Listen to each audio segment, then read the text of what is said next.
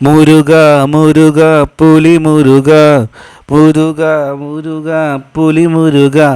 നമ്മുടെ മലയാളികൾക്ക് 100 കോടി എന്ന് പറയുന്ന സ്വപ്നം കാണാൻ പഠിപ്പിച്ച ഒരേ ഒരു ചിത്രമായിരിക്കും മലയാളത്തിലെ ആദ്യമായിട്ട് വേൾഡ് വൈഡ് 100 കോടി എന്ന് പറയുന്ന കളക്ഷൻ റെക്കോർഡ് ഇട്ടുള്ളത് നമ്മുടെ ലാലേട്ടൻ്റെ പുലിമുരുകൻ എന്ന് പറഞ്ഞ ചിത്രമാണ്. നമുക്ക് എല്ലാവർക്കും അറിയാം വൈശാഖായിരുന്നു ഡയറക്ഷൻ.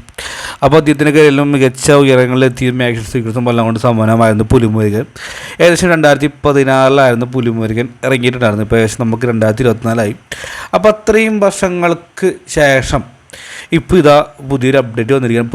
പുലിമുരുകൻ 2 വരുന്നത്. മറ്റൊരു പ്രത്യേകത അന്ന് ഉദയകൃഷ്ണയായിരുന്നു സ്ക്രിപ്റ്റ്. ഇപ്പോൾ ഉദയകൃഷ്ണൻ കൂടെ പ്രശാന്ത് എന്ന് പറയുന്ന വ്യക്തിയും സ്ക്രിപ്റ്റ് എഴുതുന്നുണ്ട്. 2024 പുലിമുരുകൻ 2 എന്നൊക്കെയാണ് പുതിയ അപ്ഡേറ്റ് കിട്ടിയിട്ടുള്ളത്. ഒരേ പ്രകാരം വലിയ ക്യാൻവാസ് ഒരുങ്ങുന്ന പടം വൈശാഖായിരിക്കും ഡയറക്ഷൻ. 2026 കേൾക്കുന്നു. എത്രമാത്രം സത്യമാണെന്ന് അറിയില്ല. സത്യമാവണോ ആവേണ്ടത് നിങ്ങൾക്ക് കമൻറ്റ് ബോക്സ് രേഖപ്പെടുത്തുക. Bye bye.